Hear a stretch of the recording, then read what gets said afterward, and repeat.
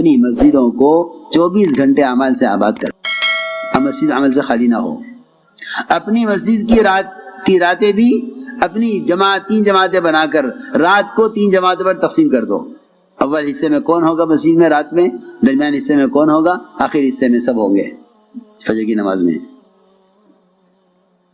چنانچہ انہوں نے 100 سے زائد مسجدیں، میوات والوں نے 125 کے قریب مسجدیں ایسی تیار کر دی۔ آگے بھی ہر مسجد میں اس ترتیب کو قائم کرنے کا عزم کیا ہوا ہے، لیکن اتنی مسجدیں فوراً تیار کر دی۔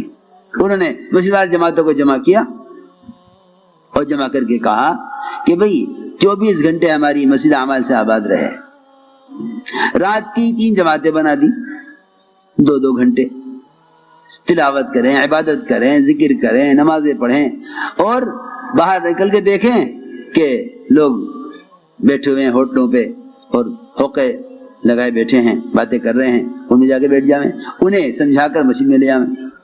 کوئی نماز سکھلا رہا کسی کو، کوئی کلمہ سکھلا رہا کسی کو، رات کو بھی عمل چل رہا۔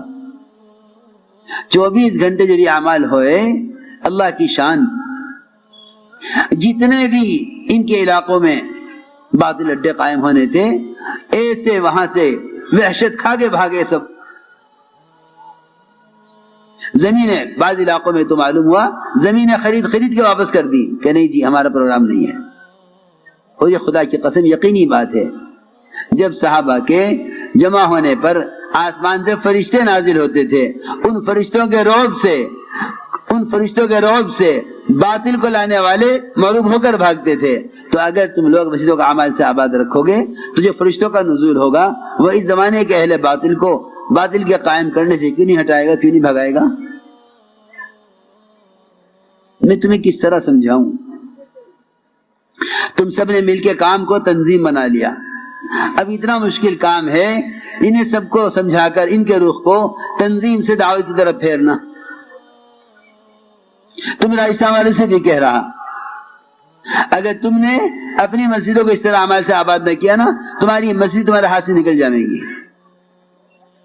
تمہارے بازار تمہارے ہاتھ سے نکل جائیں گے، تمہارے کارخانے تمہارے ہاتھ سے نکل رہے۔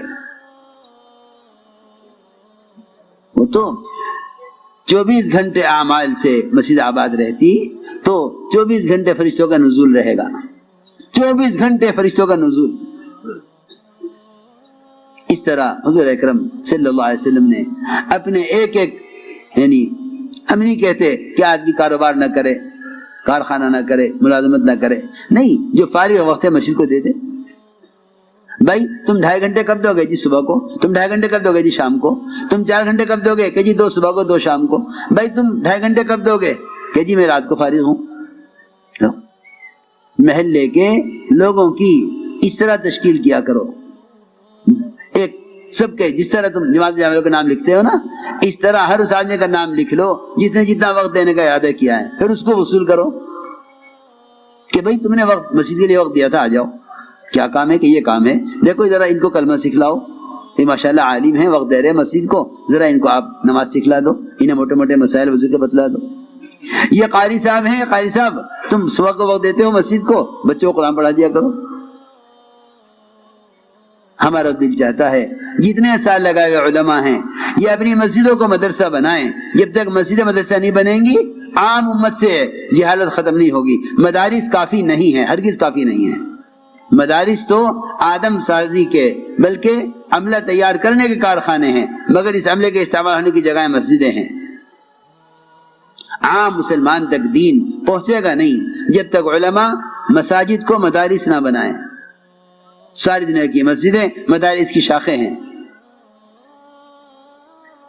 یہ گشت کر کے لوگوں کو مسجد میں لاویں، یہاں علماء اور قراء انہیں قرآن سکھلاویں، انہیں نماز سکھلاویں، انہیں دور نبوت کی طرح مسجد مدرسہ بنے کہ ہر شخص اپنی ذات سے متعلق دین مسجد سے سیکھ لیا کرتا تھا، ہر شخص اپنی ذات سے متعلق مسئلہ مسجد میں آ کر معلوم کر لیا کرتا تھا۔ جہالت اس لیے عام ہو گئی کہ ہم سمجھتے ہیں کہ علم صرف مدرسے میں ملے گا، نہیں، حضور اکرم صلی اللہ علیہ وسلم کے زمانے میں علم مسجد سے لیا جاتا تھا، علم مسجد سے لیا جاتا تھا، اور مسجد سے علم کا لینا اس لیے مؤثر تھا کہ وہاں مسجد عبادت کی جگہ ہے، فرشتوں کے نزول کی جگہ ہے، مسجد کے ماحول سے دل متاثر ہوا کرتے تھے. اس لیے چاہیے کہ دعوت دے کر مسجد کے ماحول میں لے کر آئیں، یہاں لا کر اللہ کا تعارف کرائیں، ایمان کے حلقوں میں جوڑیں. جس کو نماز نہیں آتی اس کو نماز سکھلائیں. یہ دیکھو سیکھنی ہوگی سیکھ لے گا، کتابیں ہیں نماز کی نہیں. دیکھو میری بات یاد رکھیے سب، تبلیغ میں سیکھنا سکھلانا ہی اصل ہے. خود علماء کی صحبت میں خود جا کر سیکھو. یہ نہیں کہ سیکھنا ہوگا کتابیں سیکھ لے گا، یہ نہیں، بلکہ تبلیغ کا میں جو تعلیم کا طریقہ ہے یہی اصل نبوت کا طریقہ ہے. دور نبوت میں کوئی کتاب نہیں تھی، نہ نماز پر نہ کسی مسئلے پر کوئی کتاب نہیں تھی. علم علماء کی صحبت میں رہ کر صحابہ نے علم آپ کی صحبت سے لیا ہے. ہم آج بھی یہی چاہتے ہیں کہ عوام علماء کی صحبت سے علم حاصل کریں. تربیت صحبت میں ہے، صرف علم میں تربیت نہیں ہے، کتابوں میں تربیت نہیں ہے، تربیت صحبت میں ہے. تربیت صحبت میں ہے، کتابوں میں تربیت نہیں ہے، تربیت صحبت میں ہے. اپنے ماحول کو چھوڑ کر نکلو، یہ مجاہدہ ہے. اپنے ماحول سے نکل کر آؤ. بیمار کو بیماری کے ماحول سے اسپتال کے ماحول میں لایا جاتا ہے تاکہ اس ماحول میں رہ کر صحت اور اس ماحول میں رکھ کر علاج کیا جائے. عجیب بات ہے، جسمانی بیماری کے لیے تو اسپتال لازم سمجھتے ہیں، لیکن روحانی بیماری کے لیے مسجد کے ماحول کو اصل نہیں سمجھتے. میں کچھ ضروری باتیں عرض کر رہا. اس لیے دوستو عزیزو، پہلا کام تو میں نے عرض کر دیا کہ ایمان سیکھنے کا یہ طریقہ ہے اور تربیت کا یہ طریقہ ہے. دوسرا کام یہ ہے کہ جو مسجد میں آ جائیں ان کو نماز سکھلاؤ، مسجد کے ماحول میں لاؤ. وہ کہے گا میں ناپاک ہوں، آپ کہیں نہیں، مسلمان ناپاک نہیں ہوتا. مسلمان ناپاک نہیں ہوتا. ناپاک تو وہ ہوتا ہے جو کلمے کے بغیر پاک نہیں ہو سکتا. ناپاک تو وہ ہوتا ہے جو کلمے کے بغیر پاک نہیں ہو سکتا، لیکن مسلمان ناپاک نہیں ہوتا. ہاں غسل کی حاجت ہے تو غسل کی حاجت تو غسل کر کے پاک ہو جائے گا. گشتوں میں لوگ عذر کرتے ہیں، جی ہم تو نہیں آ سکتے، مسجد ناپاک ہے. ہمارے گشت کرنے والوں کو چھوڑ دیتے ہیں کہ چھوڑ دو ان کو، یہ تو ناپاک ہے. ارے تم پاک لوگوں پہ گشت کرنے آئے ہو یا ناپاک کو پاک کرنے کے لیے گشت کر رہے ہو؟ ہاں سمجھا کر مسجد میں لے آؤ، غسل کرا دو، پاک کپڑا پہنا دو اور اللہ کا فریضہ ان سے ادا کرا لو.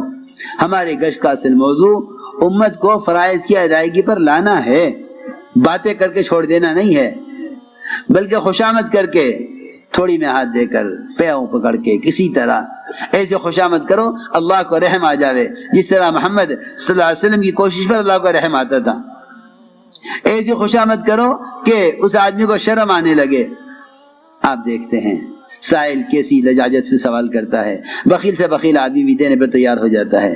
تم ایک آدمی کی آخرت کو سامنے رکھ کر اللہ کرے یہ نماز پڑھ لے، یہ ہدایت پر آ جاوے، اس کی خوشامد کرو، پاؤں پکڑو، رو اس کے سامنے. اس کا دل نرم ہوگا، اس کا دل نرم ہوگا.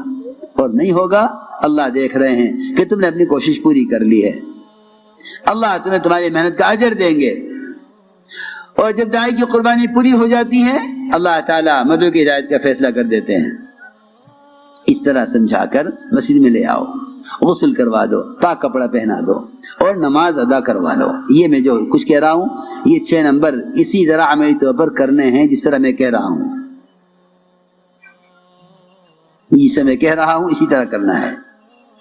خود اپنی ذات سے اپنی نمازوں میں کمال پیدا کرو.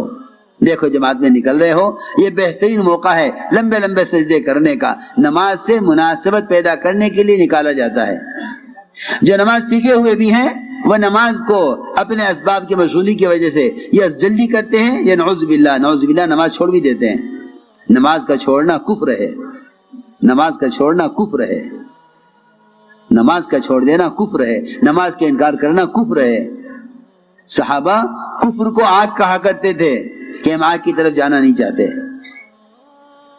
ہم آگ سے نکل کر آئے ہیں، ہم دوبارہ آگ میں جانا نہیں چاہتے. میرے دوستو